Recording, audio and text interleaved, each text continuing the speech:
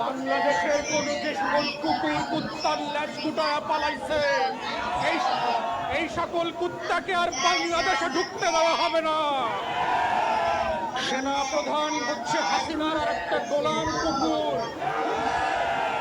এক কুকুরের বাচ্চা দিয়ে আর এক কুকুরকে স্বাধীন করা যাবে না।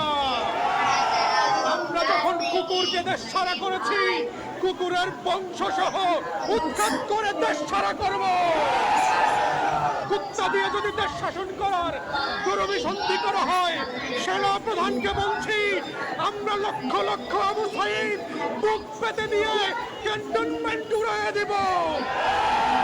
বাংলাদেশ নিয়ে কোনো ষড়যন্ত্র করবেন না।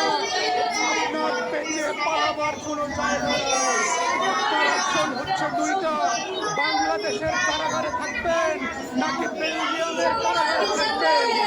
আপনাকে সিদ্ধান্ত নিতে হবে।